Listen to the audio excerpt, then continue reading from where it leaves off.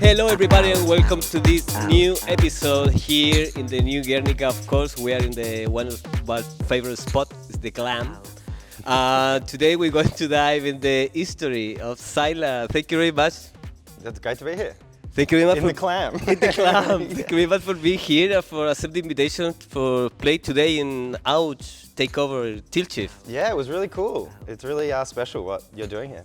It's amazing this thing because you don't have people here. You know, the club is empty. Yeah, it's kind of weird, but yeah, cool. but maybe you need, but I don't know, focus in the music. I don't know to set out. Do you feel that today play here? No, I think you're right in that. Yeah, you are so focused on the music and really taking in what people are doing. And even when I'm playing, when I just did my set, it did feel like that. Like I had to focus more on that in a way, rather than like getting amongst the crowd. Although there were some cool people, a couple of people dancing. I could see in the darkness. It was cool, man. Yeah. I think it's really special what they're doing because, as I was saying to you before, it's like meeting these people necessarily that I never would have found. Because when we're all running events, it's hard to see other people's events, you know? Yeah, you have a lot of work. As much as I'd love to support everyone, yeah, it's always great. I hope there's more of these sort of radio shows that come up in Melbourne, like pirate radio, you know? Yeah, sure, Yeah, amazing cool. thing. But you've been playing here in Melbourne for a long time. Yeah, unfortunately 15 years. Yes, Getting a too lot. old. But yeah, I've been through it all, so many different genres and what was hot and what's like changed and how I've changed. This is the one question that I have to talk actually is like, how do you see change in Melbourne scene? Maybe look to back maybe like right. in all these kind of years. Well, funnily, It's changed a lot. it has changed a lot, but at the same time, it hasn't. Melbourne Special, obviously, the key cool venues and promoters, obviously, like the Revolver and your Section 8s and these core venues, New Guernica, which has moved actually. This is, you know, the second space. A lot of that stayed the same. And Melbourne's so strong with its house and techno scene. But what's sort of changed is just the amount of genres that are represented. I feel like we are thriving. You know, some people say like, oh, the scene. It's like, no, Melbourne is crazy. I feel like for every genre, there's like at least 3 promoters running stuff every weekend, and there's so much going on. So I think that has changed, and then the young generation seem to just be so much more open-minded to any genre, you know? I'm sure you remember there used to be so much like, I'm either techno or house, I don't listen to anything else, and now it's just open. Everyone loves everything. It's great. Yeah, this is amazing to see because you can learn and like surprise a lot when you see or you open actually your mind and your ears for all those genres of sub-genres. You know? Yes, 100%. And I also feel like music bookers, venue bookers have been a bit more open-minded in a way. Accepting more like new promoters and cool stuff and different genres, you know. Some of the venues I run drum and bass parties at never would have put on drum and bass. But when they see the crowd and the people, you know, it changes their minds. I think, if anything, I just want to see more young promoters coming through. And as I said, meeting people here that are running events, I'm already excited to like go see what they're doing. Well, like you promote a lot venues here a lot, and they have like a particularity. You mix all your passions on it. This is very nice actually for all the people that they share the same passion. You know, like video games, like music. Yeah, the same, I think amazing. that's kind of special. The video game, like my true passion is in design and engineering and tech and like video games especially. Like it's so incredible, the scene. And so running video game nights is really fun. But I still get to put, you know, great DJs on and get the sort of nerdy kids that don't want to come out. It's like, come, you can appreciate the music and like play cool stuff. Yeah, I'm very excited to see how that can grow. I want to like do more game events at lots of places. Like why not at a club, have some cool console setup. For sure. Yeah. This is amazing. I've been in a few gigs that you made. It was amazing. And I meet a lot of people that then play like drum and bass too. Yeah. This was amazing to see. Yeah, the drum and bass scene here is crazy. Some people think it's almost oversaturated because there's so many promoters. It's like every, you know, it's like how we don't want to conflict our events. And it's like, but that's kind of a good thing. You want the scene to be oversaturated in a way can be okay, I think. And it's just so much fun just meeting new people, especially drum and bass. I guess similar to techno, it's just such an age range. Yeah. You know, now there's like 55-year-old drum and bass heads who'll come down, jungle heads, and there's like 18-year-old kids coming out to like appreciate it. So yeah, I think it's a weird sort of combo of drum and bass events and then chill video game events. But I'm trying to make it work. But this is fun. I see, it's very cool actually when I see this for first time here in one of you Liquid. Yeah, Liquid and Jungle. Yeah, that's what I love doing. That was amazing when I saw this. I said, "Oh my God, you can play like much in the Mario Kart, you know, play and then listen to your favorite DJs or favorite songs." This is amazing. The thing. Yeah, I just want to make welcoming environments. I think that's the most important thing. Yeah, this is it. Yeah. Because I've experienced, as I said, so many years running events. I feel. You know when an event's bad or like when there's not that welcoming feel or when you feel sort of like awkward or uncomfortable. I'm trying to make my events the most if you come in like it just feels welcoming and home and yeah, that's all I can hope for. Yeah, it's amazing. I recommend that everybody, if you see this like Delight Records. Delight Records, yes. Course, and the Liquid section that we game nights. Yes, please come. Please go because it's amazing. Yeah, it's amazing. You don't like partying anymore? Come hang out, play some video games, eat some food. That's the good shit. This is amazing. Do you? I don't know. I sorry for my research, but I actually don't make. But do you make your own music? Right? You're a producer too. Yes, because I mean I've made music all my life, but sort of just as a hobby. But now that I'm running my own label, Delight Records, I dabble in the remixing and doing, you know, some original tracks, but as with my DJ sets, it's all over the shop, you know. I might do a lo-fi hip-hop track, might make a heavy UK garage track, I might do like a drum and bass remix. It's sort of just when my passion comes up and when I'm like interested. I want to make more music, I'll get there, but I'm just focused on pushing out all the locals. Yeah. There's so many great Melbourne producers that I think don't have the confidence to sort of, oh, how do I even start? And it's just like, no, just give it to me, I'll help you put it out there, do all the artwork, do all the cool media you can do.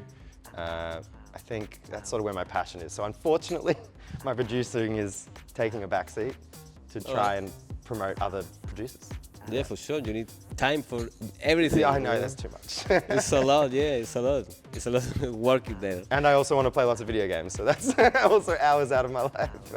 Yeah, you have a lot of time now, you know, for resolve the puzzles, everything in the real world. What are the... well, we're talking about the Melbourne, we're talking about your Delight Records a little bit. Your producer, too. So... I'd like to know, how do you recommend, maybe you have a lot of experience in the gigs and music here, because of sure you're part of the history of the music in Melbourne. So what do you maybe recommend for the new people is like start in who want to start events? Yeah, or music as well. Music as well. Well, I mean music, it's very cliche, but it's like make what you love. Like don't care about what's cool. You know, if you like house music, if you like garage, if you like weird broken beat stuff, don't necessarily chase trends.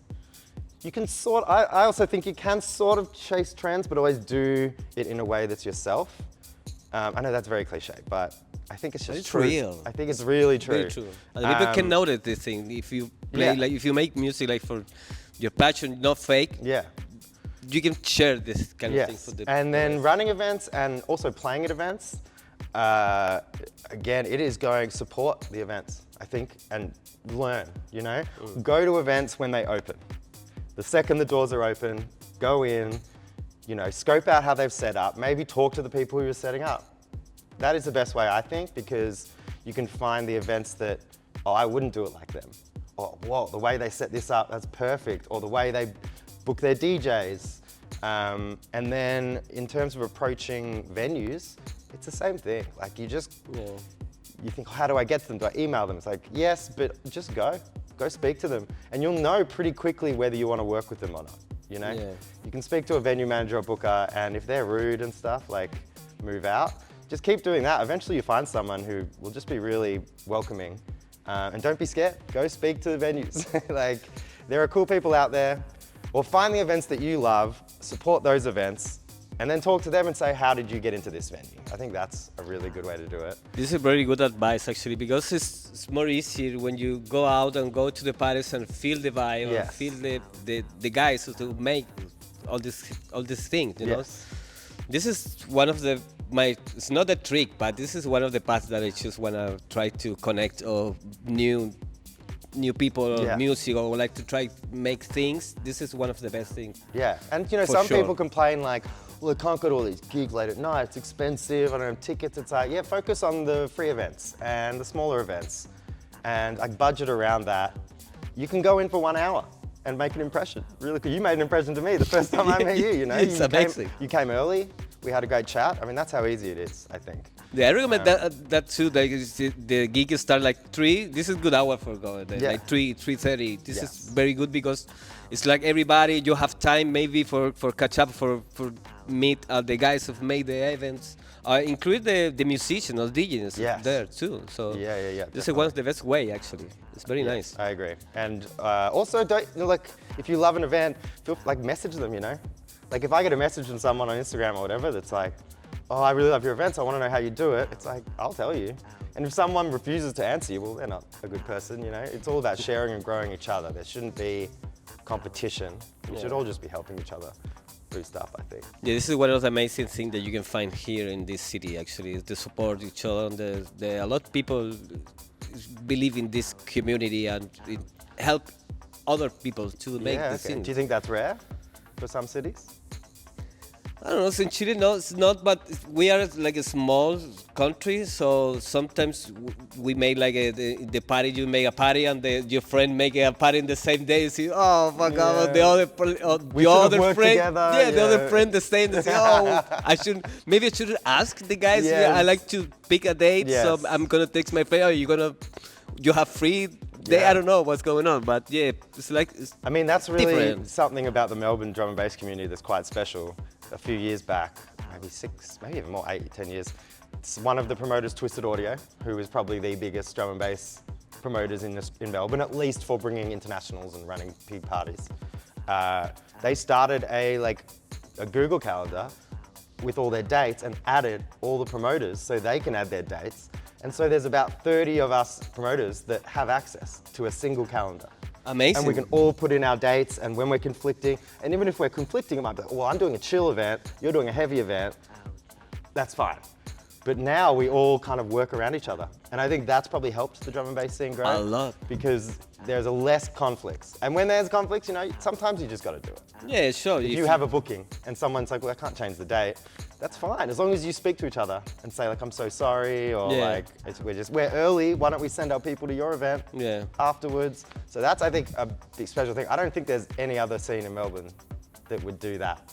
Have a joint calendar between all the... This is very nice. It's amazing, this thing. Yeah. When this thing happened when my friend in Chile, actually, I shared the venue of them in my stories, and he changed the mind, you know, like, hey, my friend is going to make the gig, you know. This is so good. Okay, so good, but yeah, I like to be there, you know, but I have my own. So 100%. These things happen. Yeah. What is your plan for the future? Well, I'm really loving doing the gaming events. I think it's a way to promote, you know, or to push up multiple things, media like music and the video gaming and food and cool prize like giveaways and merch and creativity.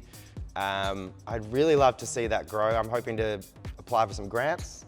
Creative Victoria, if you're a creative in Victoria, once a year, there's multiple ones for venues, musicians, record labels, all these ones, you know, you might be able to get 10 grand if you put in a good application. So I think my goal is to sort of uplift the gaming events a bit, try and get some big funding so I can do it at bigger venues and, you know, bring exciting, maybe do interviews with game producers, and I really want to do that. Of course, I'll still be running my drum and bass parties and my house and disco parties, and the next one is May 17th at White Hart Bar, which is going to be start off with like lo-fi hip hop. I've got a funk band coming in, like a 3-4-piece funk band, and then house and garage. White Hart Bar, one of the coolest in Melbourne, I think. And one of the few now open air venues that's still open, right? We're having this terrible time where a lot of venues are closing.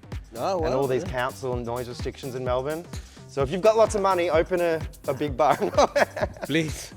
Please. Well, thank you very much, ZAYLER, for being here, for playing for us today. And I so love your DJ set because you can hear different styles in the same. Yeah, I hope it's not too all over the place. But I love this kind of thing. That's why I think ZAYLER needs to be in the Auch session and chill shit, because it's for the same. You know, I like to break the same. It's not. It's good, you know, have techno and house in the same, but some difference is refreshing too for us. For the ears, thank you for saying that, man. It was really special. It was fun to play, and I got to play so much new music, like that I just downloaded a couple of weeks ago. I'm like, don't stick to the old, you know, always show new stuff, which is, I think every day important. you can hear new songs in the world, you know. So exactly. Thank you very much for that. No worries. And thank you very much for all the people see this, can see this, share this interview and comment everything, whatever you want. So thank you very much, ZAYLER. Thank you very much, everybody, and see you in the next time. Bye bye. Bye. Ouch.